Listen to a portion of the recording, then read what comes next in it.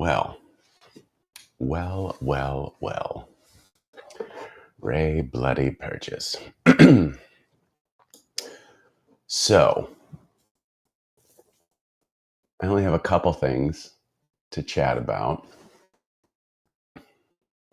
There were some questions that I got on Facebook, and somebody had emailed me some questions about getting into guitar building and that sort of thing. And I don't generally answer those anymore. It seems very dickly of me, and I don't mean it that way. But it's kind of, it's time consuming.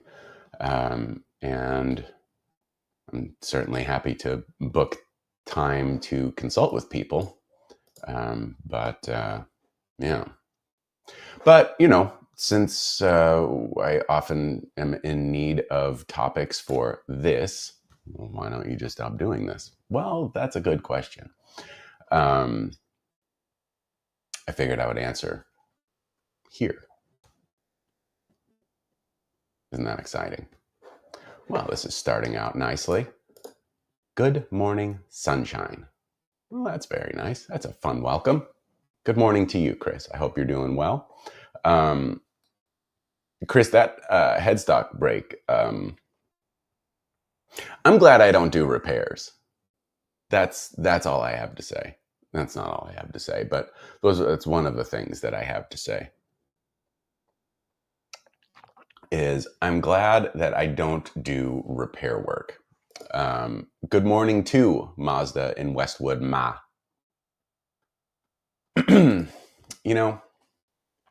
Hank knows that I have a Mazda CX-5. It's a 2015. It's a 2015 model year, but I got it.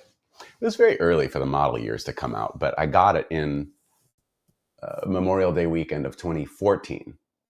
Usually, like, the new model years come out in like September, that sort of thing, later in the year. But it's a 2015 model year. It makes no sense to me. I remember when I was at the dealership going through the whole, getting the car process. 2015 for real? It's a little early. Anyway,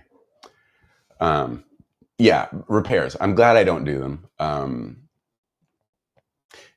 New construction is much easier than trying to repair broken stuff or restoration, things of that nature. I think I appreciate the wider margin of error that new construction allows, versus trying to piece things together. Now, I know that there is certain satisfaction in doing that sort of thing. And I guess I'm getting a little bit of that with the roads project. And we'll talk about that because it's fun to talk about, right? Maybe. But yeah, like doing repairs, especially on, like, I know my stuff. I don't know other brands' stuff very well. And, back in this time, this particular brand was doing this with these models, and you have to do, I can't, I can't, I don't have the capacity for it. Yeah. I also kind of, I started out with doing repairs and mods along with, building parts guitars years and years and years and years and years and years and years ago. But I remember talking with a friend when I was considering the idea of, moving to just building full time, the conscious decision to not do repair work or refinishing. Because I have done some refinishing work in the past for people, like a super long time ago. And I've done some paint work for people and that sort of thing. But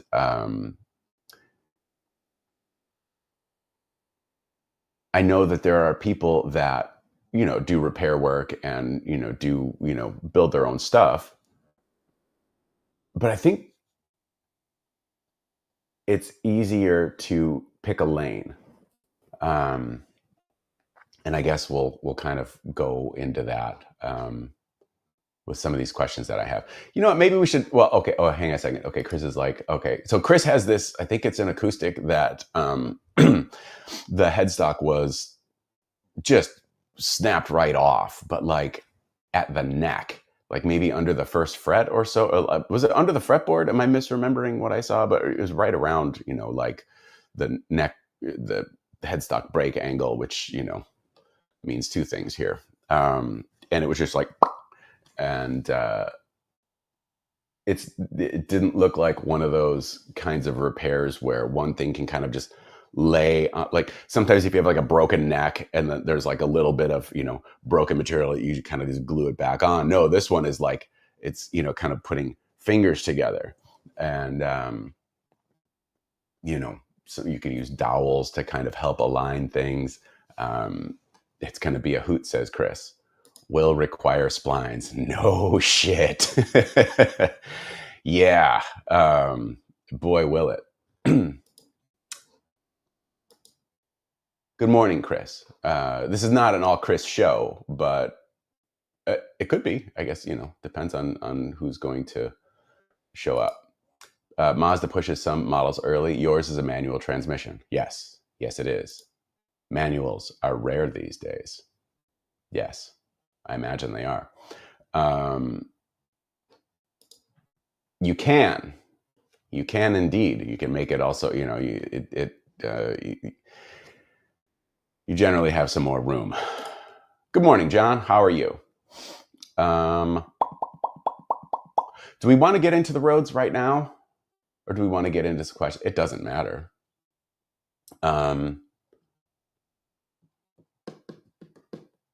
Let's get into the roads. Charlie asks, have you decided what color you're going to paint the Jackson roads? Yes. Mostly. But pretty much, yeah. So I did an Instagram live yesterday with a brief update of the roads project. And what's funny is that a lot of people have been reaching out like, oh man, it's so cool that you're making a roads. I would love a replica. I'm like, wait, whoa. No. I'm not doing that. This is an actual, I don't like the replica thing. I don't like at all in the least. I don't like it when people make like part strats and put like a Fender logo on it, or even if it's a Fender licensed neck, I don't like it. It's very common with people making parts Charvels and parts Jacksons and stuff, and putting Charvel or Jackson logos on guitars that were or on parts that were not made by that company. I do not like that at all. And there's the whole like, oh, it's for me and I'm never going to get rid of it. And that's fine. But like the thing doesn't magically evaporate when, you spontaneously combust or no longer are in possession of the guitar. And then it's out there.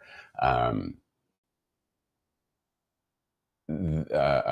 had a friend who, my buddy Brian at the Guitar Sanctuary, they had, I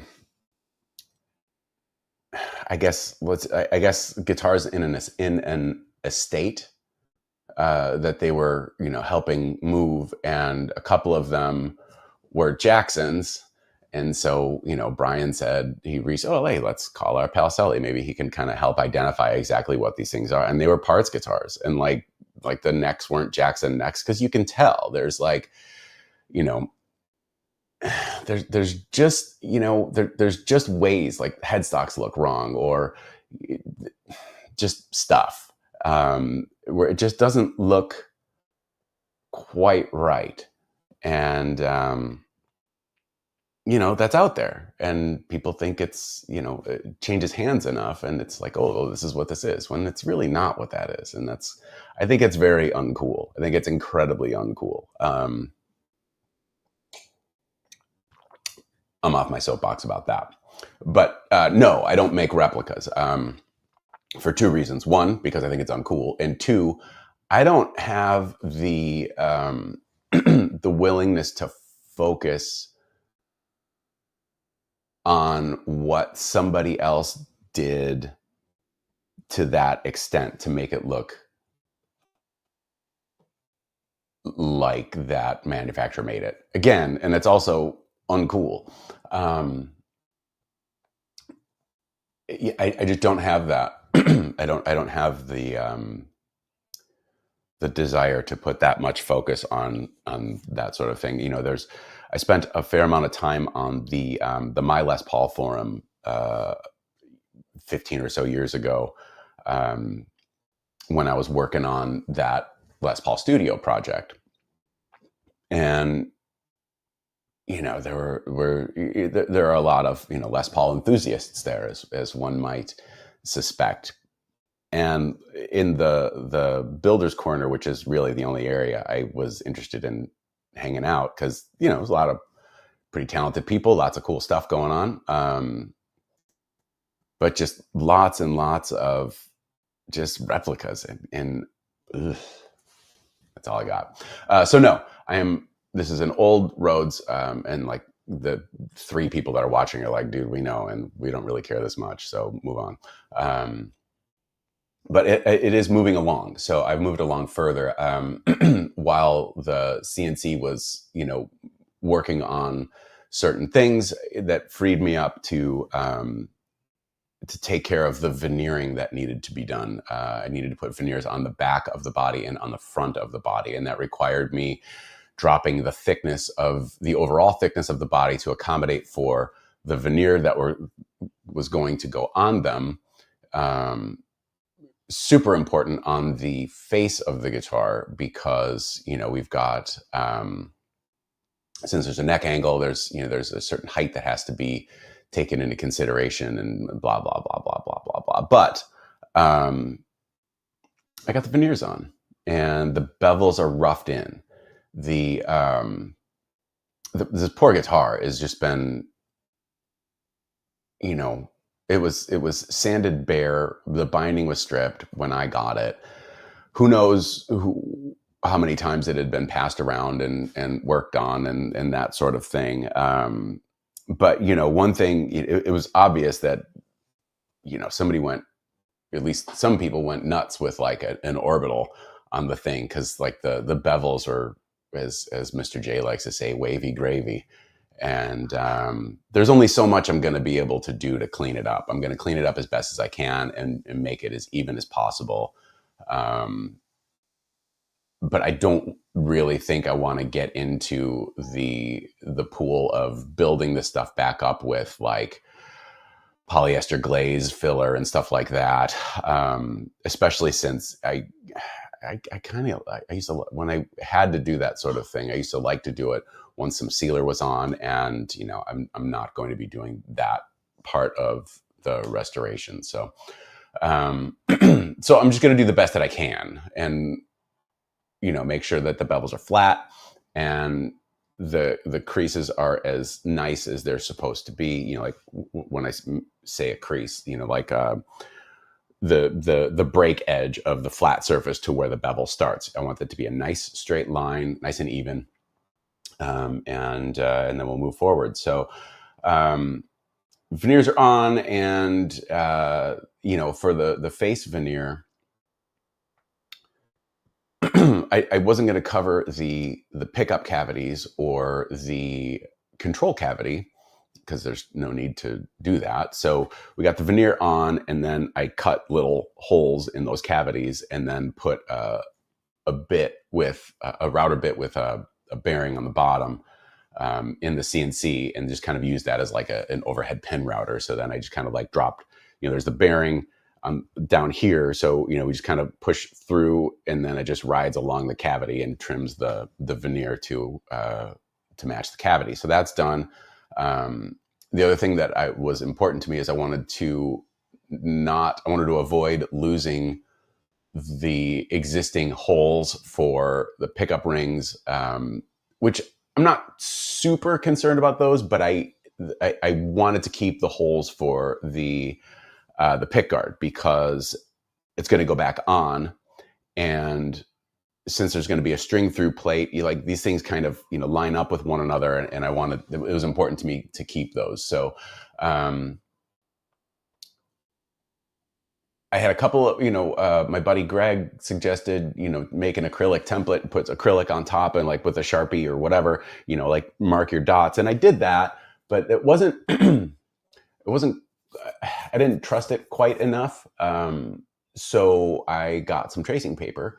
And you may already all know this if you watched that Instagram thing, but I put some tracing paper, lined the top edge of the piece of paper, the factory edge, which is nice and straight, with the edge of the fretboard, where the end of the fretboard drops to the surface of the body. And so I kind of butted it up against there, nice straight surface. And then I just traced with a pencil, nice and precise. So I've got those holes. So I think that'll be the next thing for me to do, is to go back in and just, make doinks for the holes. And then I have to move the fretboard along. So the fretboard needs to be sanded at 220. Then I'll get the side dots drilled. Then I'll get it fretted with the exception of 2 frets that have locating pins in the fret slots. So I'll just kind of press those in later. Once that's done, we're pretty close to moving it forward. I do have the original phenolic nut. And I hope that the slots will still be tall enough to where I can use it.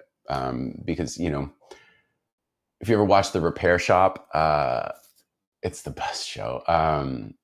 They use a term from time to time called a sympathetic repair, where, you don't want to make it look brand new. I want to use as many of the original pieces as I can, because I've already, making some changes to it. It's got a new fretboard, which that had to be done. But the original guitar had regular shark fins, whereas the new fretboard is going to have reverse shark fins. So that's a little different. The original guitar had a Kaler. I'm changing that to a tunematic string through. So, I am changing it. But this thing was completely unplayable if I don't, whatever. So there have been a couple of times that I almost ran it through a bandsaw. Just to get rid of it, just because it's it sat for 10 years, because, and I'm just anyway. So, I to answer your question, Charlie, what color I'm going to paint it, if you're still watching, it's going to be white with, I do have the original, I want to do white with brass plates. I do have the original pickguard. It is anodized aluminum, but I'm going to have brass plates made with the holes that line up. So I know a guy that does that sort of thing, and that ought to work out just fine. So yes, it's going to look different, but it was originally Ferrari red. It had been painted black at some point in its life, because the cavities are blacked out, but you can see the Ferrari red underneath it. So, it's still going to be, well, I hope it's going to be a million times better than it was when it's all done. So, yeah, so it's moving along, and I am happy about that. There is a part of me that kind of feels a stronger connection to, I don't know. It just does it kind of gets me in the feels as things kind of move along. So that's nice. Knowing my luck, or knowing the way that I am, by the time I'm done with it, I'll probably be like, oh yeah, it's done. Okay. Scott, was your missing NAMM guitar recovered? No, 1,000% stolen. Yeah. So yeah, it's gone. I know that it's,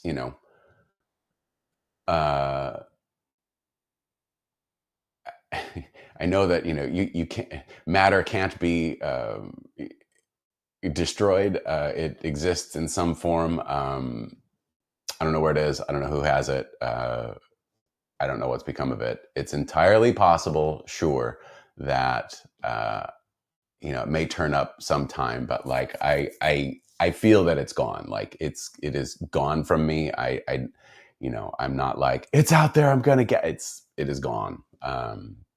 It sucks. And while there's, I can certainly make another one. There was a whole lot of there's a whole lot of things that there was just a lot behind that guitar. So it's still very the idea of making a new one is super a raw thing for me. Hey, how are you? That's what sets me apart from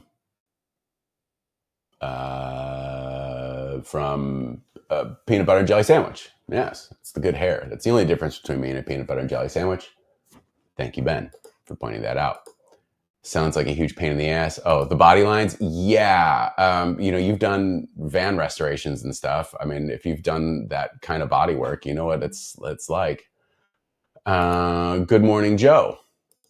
I'm not using the Bosch Colt for the bearing bit chicken. No, I do have a Bosch Colt router. I hate it.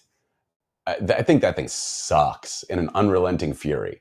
That's right. Shots fired at the Bosch Colt, specifically like the bass and like adjusting that bass and height. That thing is garbage. But no, I mean, yeah, I could. The reason why I didn't, it would have just been, well, it wouldn't have been any easier just to kind of put the bit in the router and just kind of route it around. The thing that gets in the way is the step down from, like where the fretboard is. I wouldn't be able to get the bit into the neck pickup. So, yeah. Greg, hello. Uh-oh, you're treading lightly. Am I treading lightly? Are you treading lightly? Brass gets a really funky patina. Don't I know it?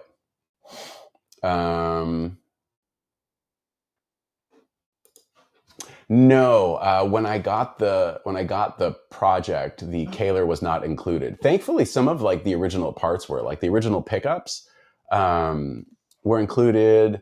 The pick guard, I think the strap buttons, the output jack.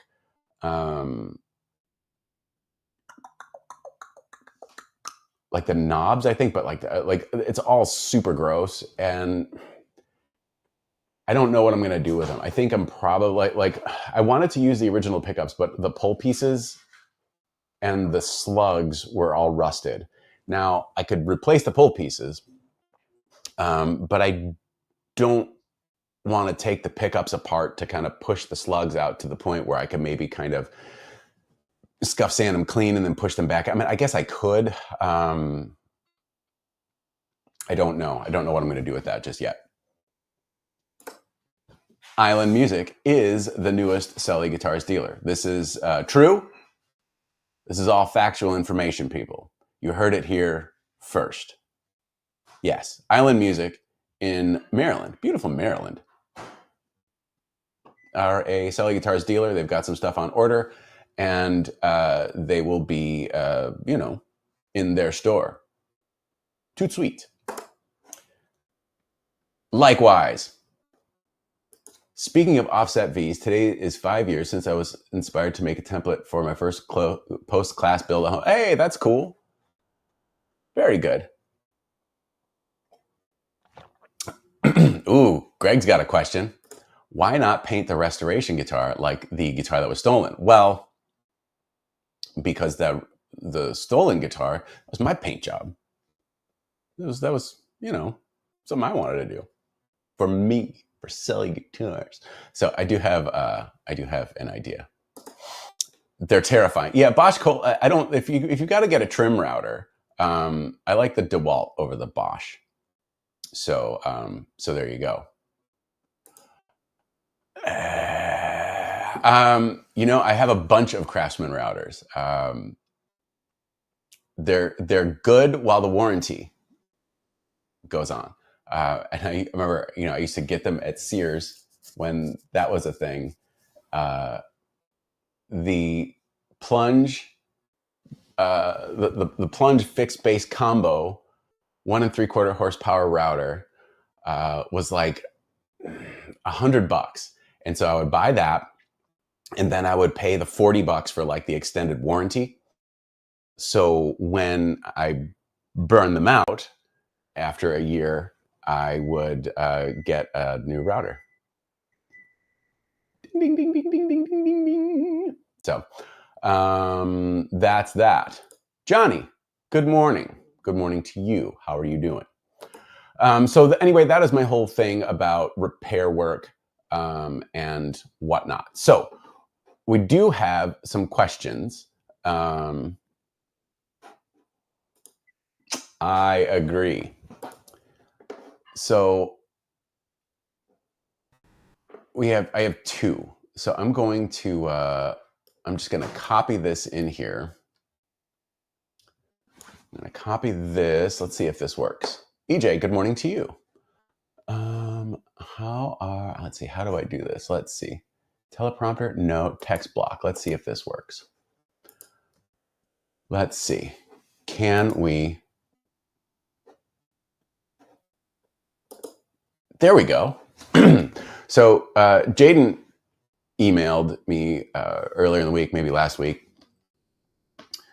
I am an aspiring guitar builder. I have a burgeoning guitar tech business. I'm pretty familiar with setups, electronics, and basic repairs. No woodworking skills and no fret skills. I want to build my own guitars, but I have no idea where to start. It almost feels like a pipe dream. Could you give me some tips and point me in the right direction? Thanks, Jaden. I don't know if I can point you in the right direction, but I can give you my thoughts on it. I would say, take your time. And then this is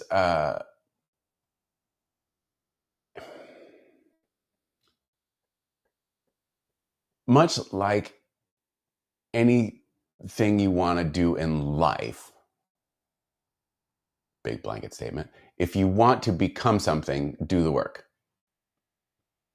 And what I mean by that is, if you want to build guitars, build guitars. If you want to make movies, make movies. If you want to write a book, write a book.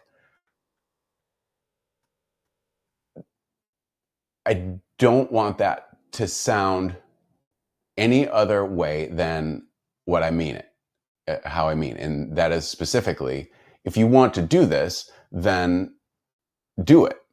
Now, I don't mean to say run right out and get a router and all of this and all of the tools and, just all of a sudden now you can make guitars.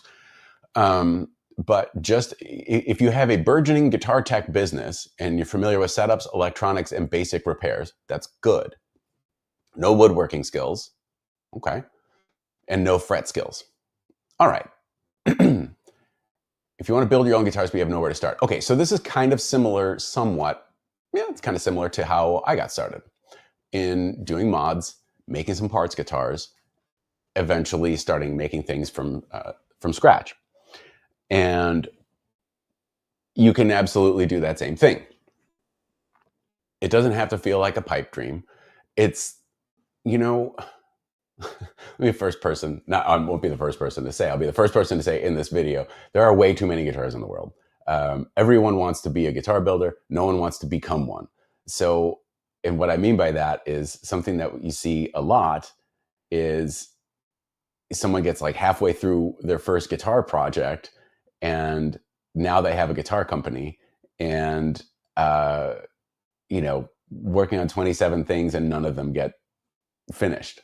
because it's like, oh, I'm starting this one. Oh, hey, there's a neck. I can make something out of that. Well, I've already got a neck for this, but I can build around. You know what I'm saying? Distraction, deflection, things that feel like you're doing the thing, and in a way you are, but you're not finishing it, and that is important. So what I would suggest is, so if you're right now kind of working on guitars and you don't have any fretting skills, that is the absolute next thing. That's probably one of the most important things.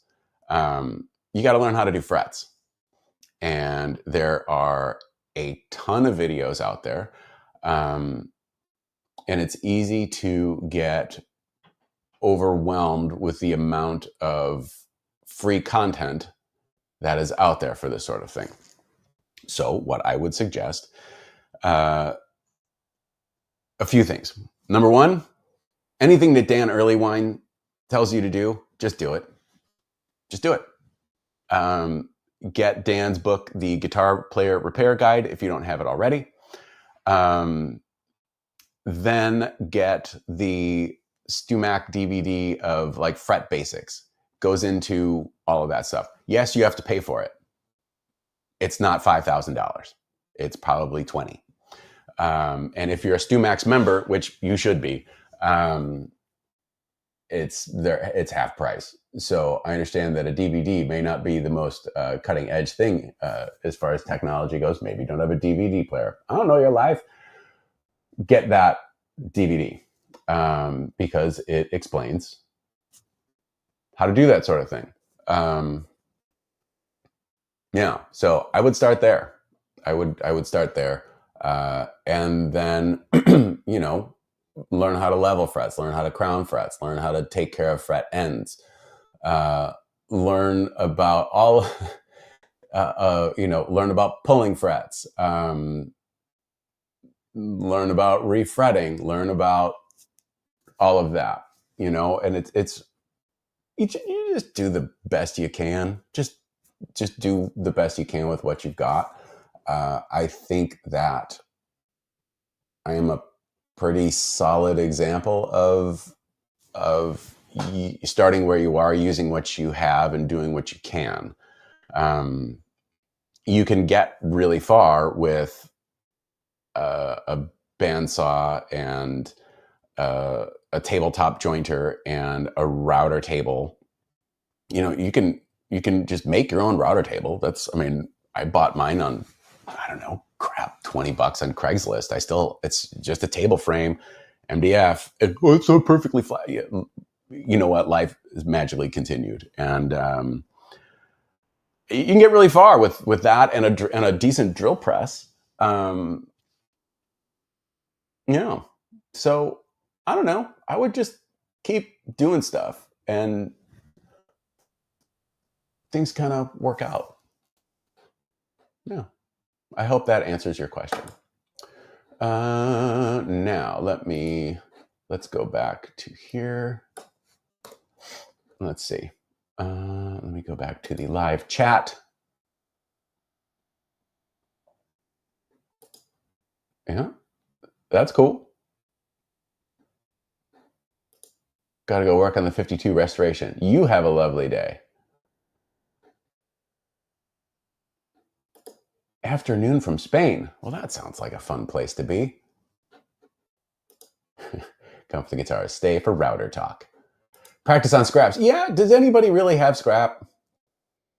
You will eventually. Nobody wants to practice on scrap, especially with paint. Nobody wants to do it because nobody wants to take this alder cut off and like make it seafoam green and buff it out. Nobody wants to do that. Yeah, nobody wants to do it, but you probably should.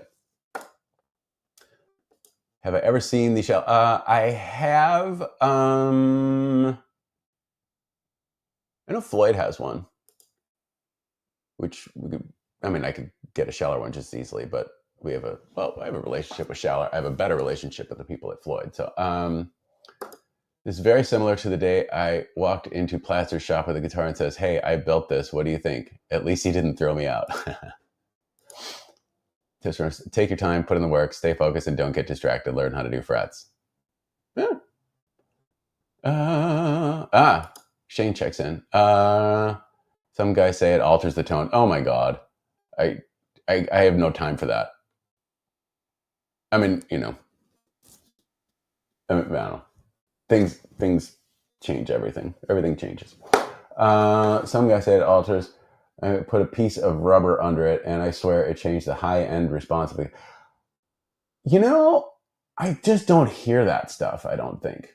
I plug the thing in, and like, oh, the electronics work. Oh, hey, it sounds good.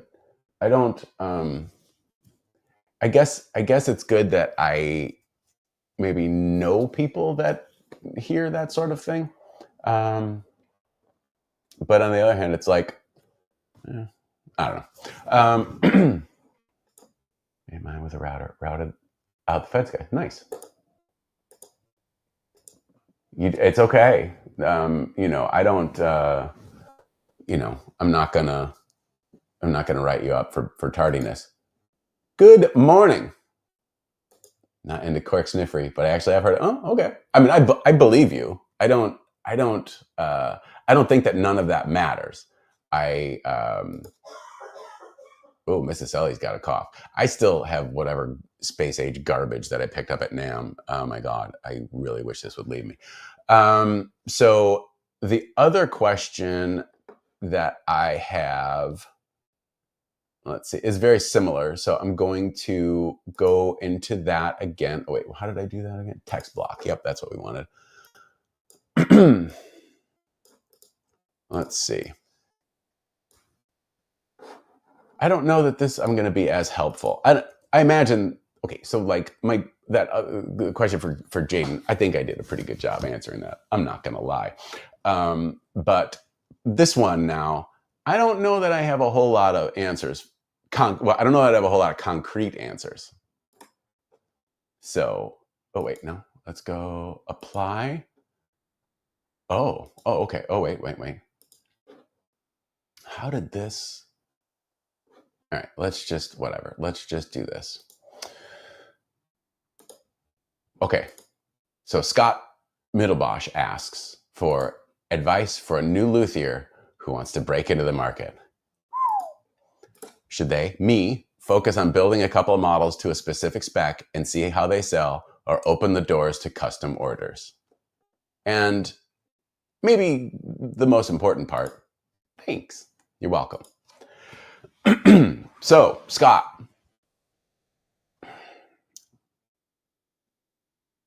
assuming that you have all of the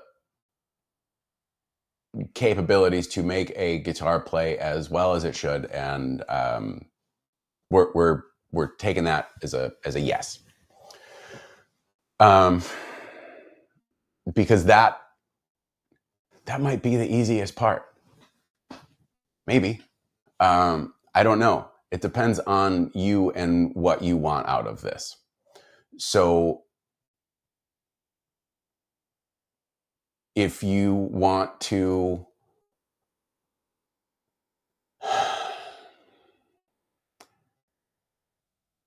if you want to make, like existing stuff with your own name on it, with enough changes that keeps you out of people's intellectual property, or maybe not. Plenty of people don't care about that sort of thing, which is dumb, but there's a lot of dumb people in the world. Me being one of them. I guess it depends on what you want to do. If you have your own design, something that kind of rings with you, and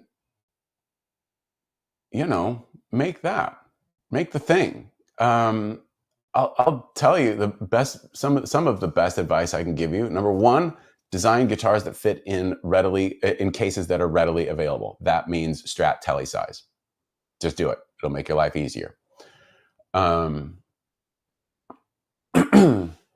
Two, there's all kinds of jokes about, going broke doing this. And you know, what they say about cliches, they're true for a reason. Um, I was fortunate enough to have gained some awareness to the guitar buying public, um, at a point in time on social media when it was easier to reach people, and you could just post a picture, some sort of heartfelt sentiment, and you're going to get plenty of reach. Those days are long gone. So it is as Grover once told me, it is a bare knuckle fight daily to gain any kind of traction. That is true. It's 1,000% true. I would say, if you've got your own designs, make them. You may be fortunate enough that it resonates with a large group of people. And if that's the case, good job. How'd you do it? I will tell you that having your own shapes, and when I say this, like, I'm aware that, like, I'm not reinventing wheels, but our core models are not Strat Telly shapes. I mean, we make them, but they're not what I consider the core of what we do. And one of the things that people have shared is that, oh man, it's really hard to come up with a body shape or a headstock shape. The second half of that is what's true. It's hard to come up with a body shape or a headstock shape that people are that's different, that people are willing to buy. And if that is your end goal, is to trade your goods and services for money dollars, then that matters. If your focus isn't financial and it's just making things to make things and to put that out in the world, then I wouldn't sweat that too much. I'd, let your freak flag fly, and make whatever you want. I mean, make whatever you want anyway. And also, like, who cares what I think? But you asked, so I'm answering. The second part, when you're talking about building a couple of models to a specific spec, and then the second part is, or open the doors to custom orders. I think you have to, these are things that you have to kind of determine, not necessarily before you get started, because you can always change courses, I can all of a sudden start using branding like, I'm embracing the traditional side of things and whatever. I'm never going to do that. But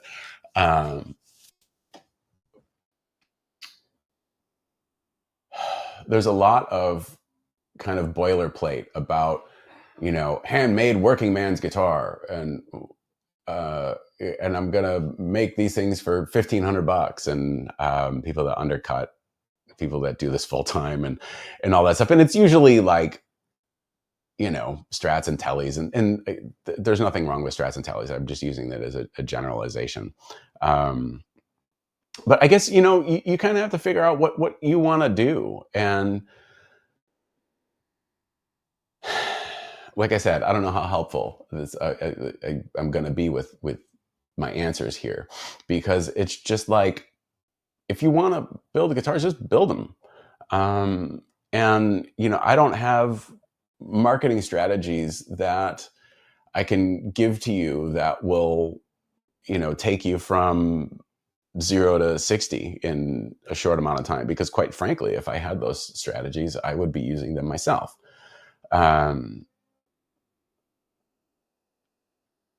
there, I would, the best advice I can give you, besides what I've already said, is just kind of running up the flagpole, see who salutes. I think that opening the doors to custom orders, I think is a quick.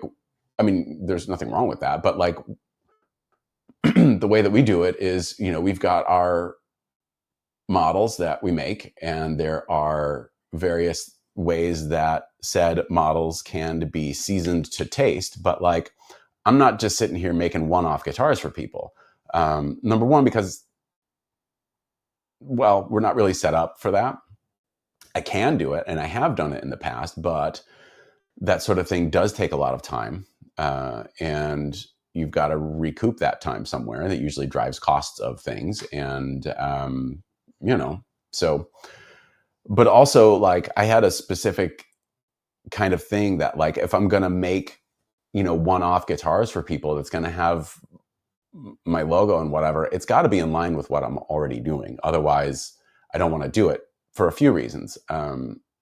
One is, there's only so much time. There's only so many guitars we can build in a year. And I can either put all of my focus into building things that are going to help me promote what I'm trying to do, which is, some might suggest is kind of smart.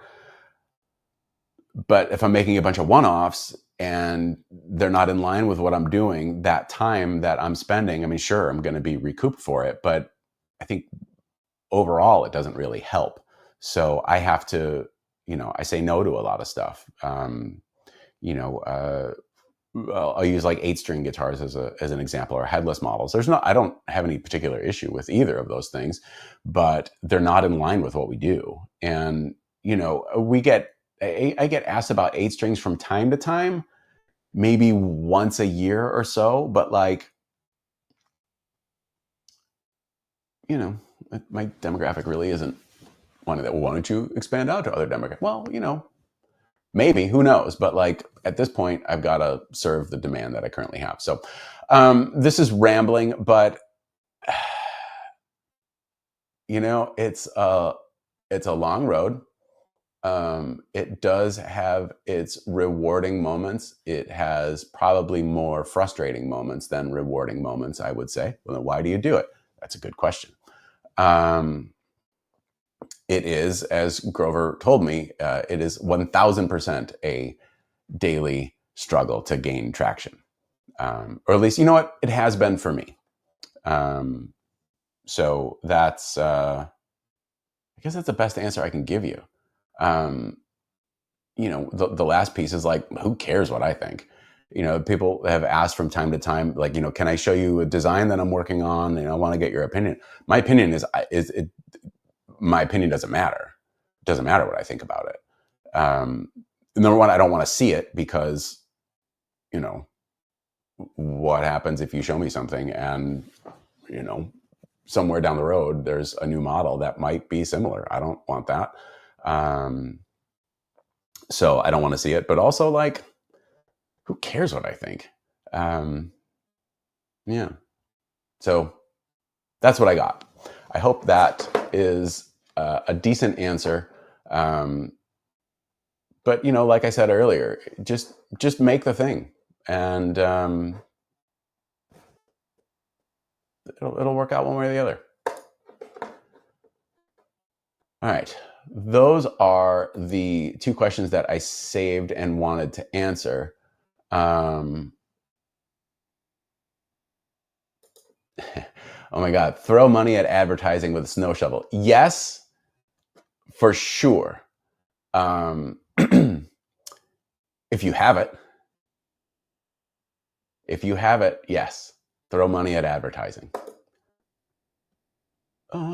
As someone who has had to order multiple specialty XL cases for extreme shapes and guitars and XL baritones, building case-ready guitars is huge.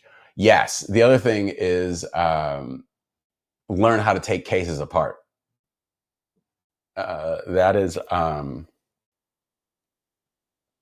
has served me somewhat well. There are certain cases out there that can, you can get like the body guts out and, make ones that fit. It's a huge pain in the ass. It's a huge, messy pain in the ass. Yeah, but you can do it. But yeah, cases are really difficult. And then, there's a bunch of custom case companies, and, we use some, but you got to order like a bunch. And, I know there was a case company I was talking with about doing like a 71/Stardust hybrid case that would work for both models. And I had to order like 24 of them. And like, bitch, I can't afford 24 cases. So yeah, it would be nice to be adequately funded, which, yeah, a lot of things would be nice. Sully's Guitar Garage. Glory days. One thing that was not super evident is I was really fucking miserable then. Makes some pretty cool. Oh, thanks, Joey. I appreciate that, and I appreciate your years of support. And thank you. Aesthetic and function are equally important. I would say aesthetic is probably more, because the function. Well, I mean, obviously function's important, but like, it doesn't matter how nice something plays if it looks awful. There are a lot of cool looking guitars that are wildly uncomfortable to play, sitting, standing, due to lack of functionality and shape. Yeah, that's true. You gotta balance these things. I just finally redesigned mine to fit in an SKB Explorer case rather than the hassle of building custom interiors for those XL cases. Yep. Spray foam shipping. Oh yeah, no, don't do that.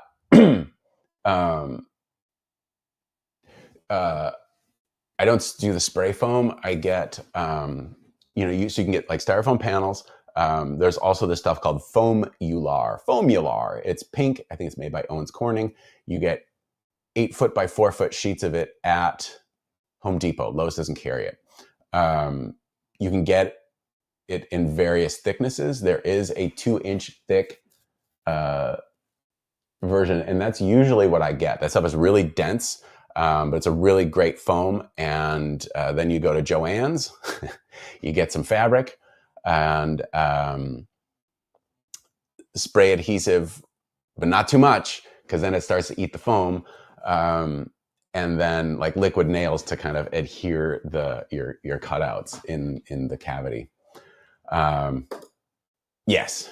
Yeah, I have seen people where like you kind of put the guitar in and then maybe some sort of something to protect it and then just fill it with like expanding. That's as Andrew says, that's undesirable. Let's see. Let me start adding it. Yeah, okay. A lot of side conversations here, which is fine. This is good. Complete customs. Yeah, you don't make money figuring out how to do something when you're only doing it once. That's true.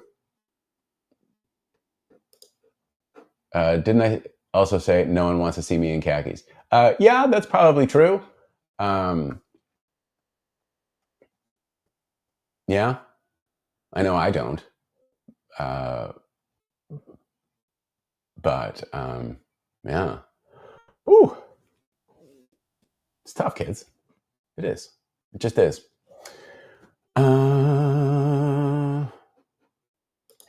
When you add your time in and the case costs as much as the instrument, it's not worth it. That is true. There are ways around it. I remember this one I made for Andy for his Raven, and sadly the case got just destroyed on tour, which was not cool. But like, it was one of those SKB molded bass cases, and a lefty Raven, that's tough to find a case for. And so and what I did was I pulled the entire like styrofoam lining out so we just had like a molded shell. And oh dude, yeah, no, totally good. I'm just being funny. And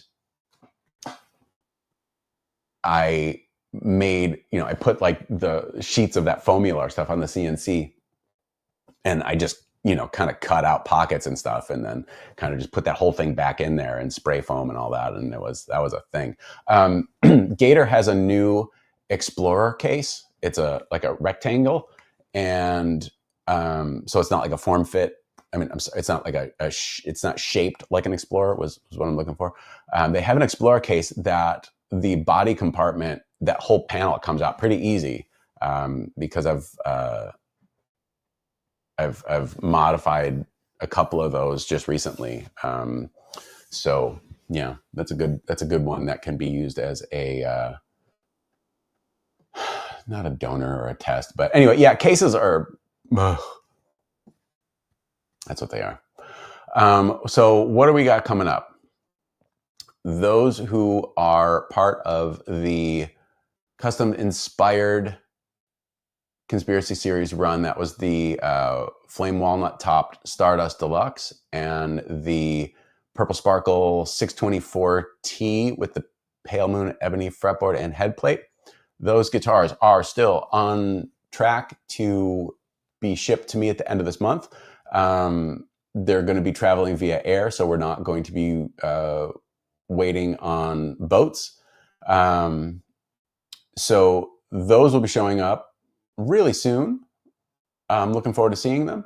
The Run 8 guitars, which is the 624 Pale Moon Ebony fretboard head plate, the Elita 24 in Guitar Bee Sparkle, and the 71 Trella Carina.